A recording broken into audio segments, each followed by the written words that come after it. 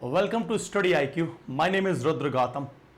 आज के इस लेक्चर में हम लोग बात करने जा रहे हैं कि हरियाणा सिविल सर्विसेज के एग्जाम जब होते हैं तो उनमें अलग अलग पोस्ट आती हैं और उन अलग अलग पोस्ट को एक्चुअल में आयोग द्वारा मतलब हरियाणा पब्लिक सर्विस कमीशन द्वारा अलग अलग डिपार्टमेंट से पूछा जाता है कि आपके डिपार्टमेंट में कितनी वैकेंसी वैकेंट है, और उसके बिहाफ पे हरियाणा सिविल सर्विसेज का जब भी एग्जाम आता है तो वहां पर पोस्ट डिक्लेयर होती है कि एग्जीक्यूटिव ब्रांच में कितनी पोस्ट होंगी, DSP, ETO, excise and taxation officer, इसके अलावा DFSO, district food supplier and controller, और इसके अलावा district food supplier and district food supplier officer भी होता है।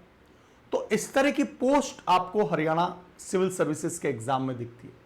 इसके अलावा A क्लास तहसीलदार काफी अच्छी पोस्ट मानी जाती है, और नायाब तहसीलदार की पोस्ट भी इसके तहत आती है।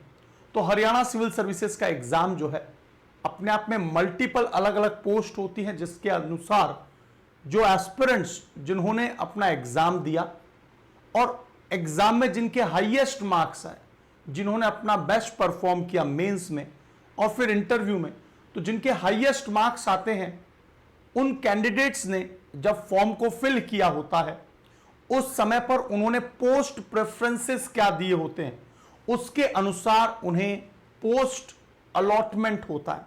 तो जब फाइनल रिजल्ट आता है तो कैंडिडेट ने जब फॉर्म फिल किया होता है उस समय के पोस्ट प्रेफरेंस के अनुसार उन्हें पोजीशंस दी जाती हैं। तो बेसिकली ये अपने आप में सिलेक्शन प्रोसीजर का हिस्सा है।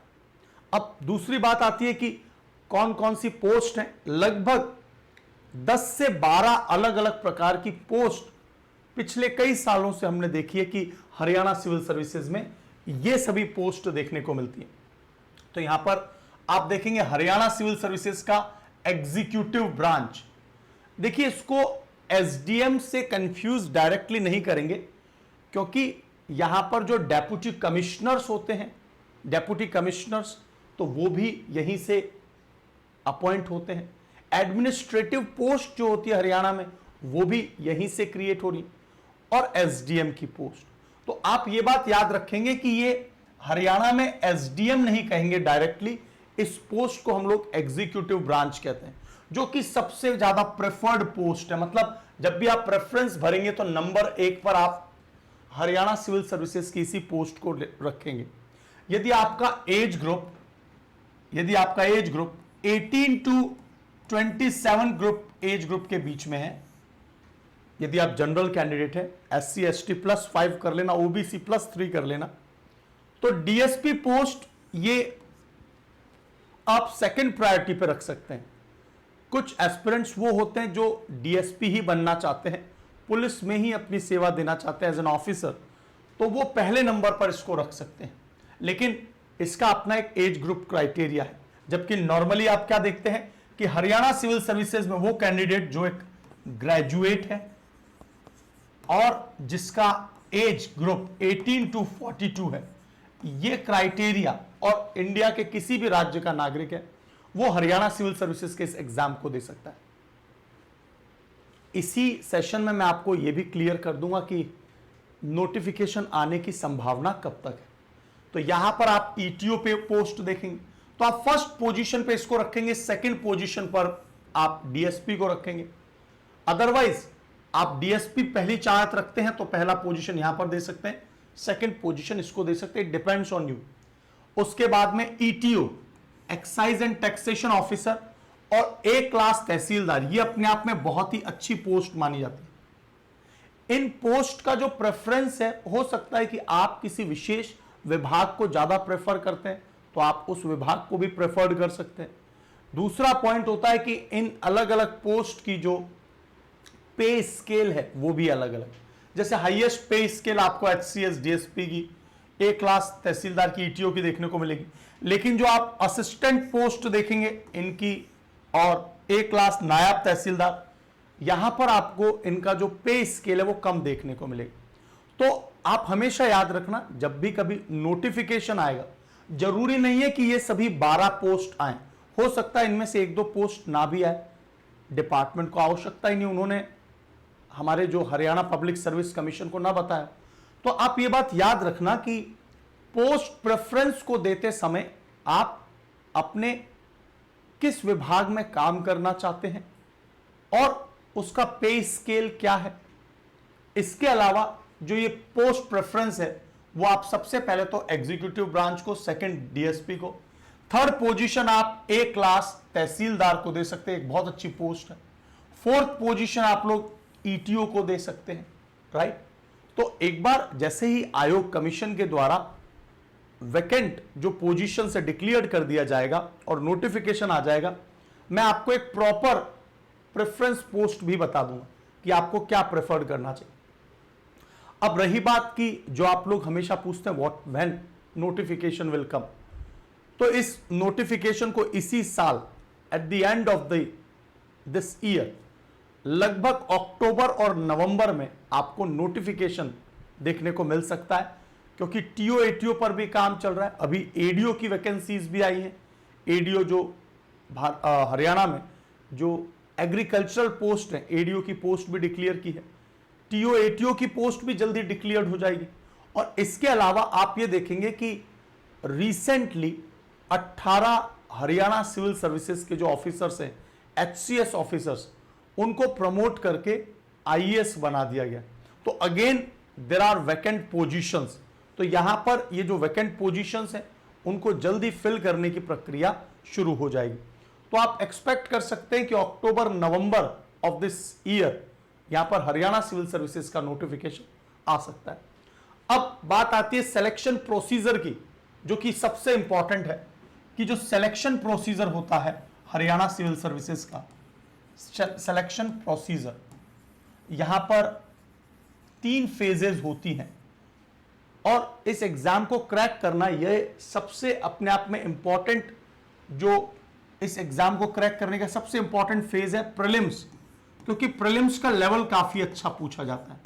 तो प्रीलिम्स को क्लियर करने के लिए आप लोगों को 2 पेपर देने होते हैं, मतलब एक ही दिन में 2 पेपर होते हैं। जनरल स्टडीज का पेपर मॉर्निंग शिफ्ट में और एक होता है सिविल सर्विसेज एप्टीट्यूड टेस्ट, ये सेकंड शिफ्ट में होता है। तो आपको सीसेट में maths, reasoning and reading comprehension मतलब पैसेजेस में प्रश्न पूछे जाते हैं और यहां पर टोटल 100 क्वेश्चंस आपको देखने को मिलते हैं और 100 मार्क्स का ही ये पेपर होता है, लेकिन इसमें मिनिमम आपको 33% मार्क्स लाने होते हैं, मिनिमम 33, और नेगेटिव मार्किंग भी होती है 1/4। तो आप यदि सीसेट के पेपर को क्वालिफाई करेंगे तभी आपके जनरल स्टडीज का पेपर चेक होता है। जनरल स्टडीज के पेपर में history, geography, polity, economics, science, environment और करंट अफेयर और हरियाणा जीके, इन एरियाज से एमसीक्यूज आते हैं और मल्टीपल चॉइस क्वेश्चन में 3, 3, 4, 4 इवन 6 स्टेटमेंट्स भी आते हैं। ये दोनों ही पेपर 2 घंटे के होते हैं, 2 आवर्स का, और ये भी 2 घंटे का पेपर है। तो जनरल स्टडीज का पेपर भी 2 घंटे का पेपर, और यहां पर आपको 100 क्वेश्चंस देखने को मिलते हैं, लेंथी पेपर होता है। और इसीलिए प्रीलिम्स को यदि आप क्वालिफाई कर लेते हैं, ये बहुत इंपॉर्टेंट है क्योंकि प्रीलिम्स काफी अच्छे लेवल पर पूछा जाता है। इन डेप्थ एनसीईआरटीज को आप पढ़ते हैं, आपने पूरा अच्छे से एनालिसिस किया है, क्वेश्चंस के बारे में और टॉपिक्स के बारे में गहरी समझ आप रखते हैं, है ना। तो आप हमेशा याद रखना प्रीलिम्स अच्छे लेवल का पेपर है, इसीलिए प्रीलिम्स और मेंस की अलग अलग तैयारी कभी ना करें। मेंस और प्रीलिम्स की सामूहिक तैयारी करें, मतलब अपना एक फाउंडेशन बनाएं, स्ट्रॉन्ग फाउंडेशन, और उसके साथ साथ में आप लोग अपने मॉक टेस्ट पेपर प्रीलिम्स और मेंस आंसर राइटिंग के लिए भी और प्रीलिम्स के लिए भी तैयारी करें। यहां पर आप लोगों को कट ऑफ बहुत ज्यादा इसलिए नहीं जाता क्योंकि पेपर का लेवल काफी अच्छा है, तो आप एक्सपेक्ट कर सकते हैं कि लगभग 50-55 के करीब कट ऑफ रहती है। और यहां पर भी नेगेटिव मार्किंग क्या होगी आपकी, 1/4 नेगेटिव मार्किंग है। तो यह है पहला राउंड। पहला राउंड क्लियर करना ये सबसे ज्यादा इंपॉर्टेंट इसलिए क्योंकि यही क्वालिफाइंग राउंड है और यहीं से आपकी मेंस के लिए एंट्री होती है। मतलब व्हेन यू क्वालिफाई प्रीलिम्स तो आप मेंस के लिए एप्लीकेबल है।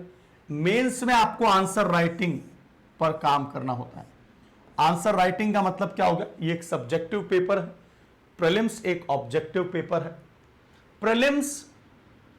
प्रीलिम्स केवल क्वालिफाइंग इन नेचर है, मतलब मार्क्स नहीं जुड़ते, और मेंस में आपको general studies, Hindi, English and optional का पेपर, ऑप्शनल, तो ये 4 पेपर है, general study, Hindi, English and optional. अब यहां पर general studies is of 200 marks, 200 marks का पेपर है जिसमें 10 क्वेश्चन, 10 मार्क्स के टोटल 20 क्वेश्चन पूछे जाते हैं, 10 मार्क्स के 20 क्वेश्चन। तो आपको अगेन हिस्ट्री, ज्योग्राफी, पॉलिटी और साइंस और करंट अफेयर से मेंस रिलेटेड क्वेश्चंस आते हैं। आपको लगभग इनको 100 to 150 वर्ड्स में लिखना होता है ना। तो एग्जैक्टली अभी रिसेंट का जो पैटर्न था उसमें 200 वर्ड्स में आपको आंसर लिखने थे। तो रिसेंट वाला पैटर्न ये हो गया है कि 10 क्वेश्चंस, 10 मार्क्स के 20 क्वेश्चंस आते हैं। तो आपको अपनी आंसर राइटिंग की जो ग्रिप है उसको मजबूत करने की आवश्यकता। फिर हिंदी में आपको पूछा जाता है कि एक लगभग 10 to 20 स्टेटमेंट्स का इंग्लिश में स्टेटमेंट होंगे, उसको हिंदी में ट्रांसलेट करना है। प्रेसी राइटिंग और एप्लीकेशन, ऐसे और ग्रामर, बिल्कुल ऐसा ही इंग्लिश में भी पूछा जाता है। प्रेसी राइटिंग, एप्लीकेशन, ग्रामर एंड ऐसे। और जो ऐसे होते हैं वो 30-30 मार्क्स के होते हैं। तो टोटल हिंदी का पेपर और इंग्लिश का पेपर 100 मार्क्स का होता है। आप लोग जब भी ऐसे राइटिंग की प्रैक्टिस करें, पहले जीएस के पेपर को कंप्लीट करें तब ऐसे राइटिंग करिए, क्योंकि ऐसे आपको काफी हद तक, जब आप जनरल स्टडीज के पेपर एनसीईआरटी पढ़ते हैं तो ऐसे की काफी हद तक अच्छी प्रैक्टिस हो जाती है, आपको एक बेसिक अंडरस्टैंडिंग समझ में आ जाती है। और कहीं पर भी आप ग्रामेटिकल एरर ना करें हिंदी में भी और इंग्लिश में भी। ऑप्शनल टोटल 30 हैं, 30 प्लस लगभग 29-30 ऑप्शनल है। उनमें से कोई भी एक ऑप्शनल चूज कर सकते हैं और ये ऑप्शनल लगभग 200 मार्क्स का होता है। तो ऑप्शनल एक बहुत सोच समझ के चूज करने की आवश्यकता होती है। मेरे इस पर वीडियोस अवेलेबल है कि हाउ टू चूज ऑप्शनल, आप उन वीडियोस को सर्च कर लीजिए, how to choose optional in Haryana civil services by Rudra sir, तो आपको ये मिल जाएगा। तो mains is the most important round for the Haryana civil services, क्योंकि फाइनल मार्क्स में जो आपकी रैंक बनती है उसमें मेंस का सबसे इंपॉर्टेंट वेटेज होता है, क्योंकि प्रीलिम्स तो क्वालिफाइंग है, 600 मार्क्स का मेंस, और जो इंटरव्यू है that is personality test, interview it is of 75 marks. तो आप यदि यहां पर आंसर राइटिंग की बेहतर प्रैक्टिस करके उतरते हैं एग्जाम देने, प्रॉपर मॉक टेस्ट पेपर देकर डेली मेंस क्वेश्चंस आप लिखते हैं हर एक टॉपिक के, तो आप काफी अच्छा परफॉर्म कर सकते हैं। और यहां पर 600 मार्क्स का जो मेंस का पेपर है, इसमें कम से कम आप लोग कोशिश कीजिए कि आपका टारगेट 350 मार्क्स होना चाहिए। 320, 310 भी आ गया तो काफी अच्छा। और आप यदि इंटरव्यू में, लगभग नॉर्मल इंटरव्यू में बोर्ड 25 से लेके और 55 मार्क्स के बीच में देता है, तो आप 40-45 लाते हैं तो आप एक फाइनल रैंक जरूर गेन कर लेंगे। मैं आपको बता दूं कि ये जो फाइनल लिस्ट जो जनरेट होती है वो 675 मार्क्स पर जनरेट होती है, और लगभग 398 से लेकर के 400 के बीच में रैंक 1 बन जाता है। तो आप देख सकते हैं कि आप 350 प्लस मार्क्स यहां गेन करेंगे और 50 मार्क्स यहां गेन करेंगे, तो आप आसानी से ये जो टॉप पोजीशन पर पहुंच जाएंगे। तो आपके टारगेट्स होने चाहिए, प्रीलिम्स को कैसे क्वालिफाई करना है, कट ऑफ क्या रहता है, ये this is all about this selection procedure, right. मुझे उम्मीद है आपको सारी बातें एकदम क्लियर हो गई होंगी। और अब बारी है कि जो मैंने आपको डेली मेंस के क्वेश्चंस की बात कही कि डेली मेंस के क्वेश्चंस की आपको प्रैक्टिस करनी होती है, तो हम लोग कुछ इसी तरह से बैच आपके लिए लेकर आते हैं कि प्रीलिम्स और मेंस की सामूहिक तैयारी, एक कंबाइंड प्रिपरेशन हो, जिसमें हर एक सब्जेक्ट आपको 100 to 150 आवर्स से भी ऊपर पढ़ाया जाता है। टोटल 1000 घंटे की क्लासेस हैं, और प्लस 400 घंटे से भी ज्यादा का एनसीईआरटीज का एक एक चैप्टर वाइज आपको एनसीईआरटी के सब्जेक्ट्स को पढ़ाया गया, हिस्ट्री, ज्योग्राफी, पॉलिटी, इकोनॉमिक्स। तो वो बैच भी आपको फ्री मिलता है, क्योंकि हरियाणा में एनसीईआरटी से बहुत क्वेश्चंस पूछे जाते हैं। तो जो इन डेप्थ जो क्वेश्चंस बनते हैं उन सब के लिए हमने प्रॉपरली बैच एनसीईआरटी का सेपरेट बैच आपको इसके साथ प्रोवाइड कर रहे हैं। फिर इंटरव्यू की तैयारी भी इसी के साथ होगी। और एक और खास बात यह है कि आपको डेली मेंस के क्वेश्चंस मिल रहे हैं। आप अपने आंसर जो लिखते हैं उसको चेक करने वाला कोई इवैल्यूएटर भी चाहिए होता है, क्योंकि आप आंसर लिख रहे हैं, आपको नहीं पता आप कितने मार्क्स गेन करेंगे। So we have the evaluator team. आप डेली 2-2, 5-5, 10-10 आंसर लिख के अपने इवैल्यूएटर टीम को भेजकर अपने आंसर्स को चेक भी करवा सकते हैं और आपके क्या गलतियां हैं, कहां पर सुधार की आवश्यकता है। मेंस के लिए इस तरह का प्रोसीजर आपको कहीं और नहीं मिलता। इसके अलावा प्रीलिम्स को लेकर आपको डेडिकेटेड 12 मॉक टेस्ट पेपर जो फुल लेंथ पेपर है और सब्जेक्ट वाइज एमसीक्यूज, साथ ही साथ में नोट्स मटेरियल सब कुछ आपको हमारी टीम के द्वारा ही प्रोवाइड होगा। मतलब आपको इस बैच को लेने के बाद you need not to purchase anything else. Now this batch बिल्कुल जीरो से स्टार्ट हुआ। ये बैच 7 अगस्त से, और इस बैच में आपको ये इस प्राइस पर बैच मिल जाएगा। You will get the batch at this price. और जब सेल आएगी जो कि जल्द ही लॉन्च हो जाएगी 11 तारीख से 11 को, तब आपको ये बैच केवल 9,999 में मिल जाएगा। तो आप लोग इस डेडिकेटेड बैच को एनरोल कर सकते हैं with the help of this coupon code. अब ये देखिए, इसका प्राइस, इस बैच का प्राइस एक्चुअल में ज्यादा है। इस बैच का प्राइस कितना है? 18,999। लेकिन ये आपको आरजी लाइव कूपन कोड की मदद से 7,000 का डिस्काउंट मिल जाएगा। I will take classes, I will take charge in Haryana civil services. तो हरियाणा सिविल सर्विसेज में आपको डेडिकेटेड क्लासेस, बैचेस सब कुछ प्रोवाइड होगा, जिसकी मदद से आप पहले ही प्रयास में अच्छा रैंक लाएंगे। ये बैच 2 साल की वैलिडिटी के साथ में। तो आप इस बैच की डिटेल जानकारी कैसे प्राप्त करेंगे वो देख लीजिए। और आपको कोई भी डाउट होता है, I will be there as a mentor. तो जब भी आपको दिक्कत आएगी आप मुझे बैच में, क्लासेस में पूछ सकते हैं, कोई भी आपका डाउट होता है। यहां पर आप लोग स्टडी आईक्यू की वेबसाइट पर जाइए। स्टडी आईक्यू की वेबसाइट पर जाने के बाद में आपने जैसे ही ओपन अप किया, देखिए मेंटोरशिप मिलती है। टॉपर्स रैंक 12 यूपीएससी के टॉपर है। ऐसे ही कुछ टॉपर्स ने सीधा सीधा बताया कि सभी जो कंटेंट, नोट्स, मटेरियल सब कुछ एक जगह मिल जाता है। ये बहुत ज़्यादा जरूरी होता है कि आप you should not roam around here and there, यहाँ वहाँ भटकने की आवश्यकता नहीं है। आप लोग स्टेट पीसीएस में जाएंगे, हरियाणा में जाएंगे, आपको हरियाणा का ये डेडिकेटेड बैच दिखाई देगा जो कि प्रीलिम्स प्लस मेंस और इंटरव्यू के लिए। जो जो मैंने आपको जानकारी दी है इस पीडीएफ में आपको डिटेल जानकारी प्रोवाइड की गई है। क्लासेस कब कब लगेंगी, क्या क्या शेड्यूल है, सब कुछ इसमें बताया गया।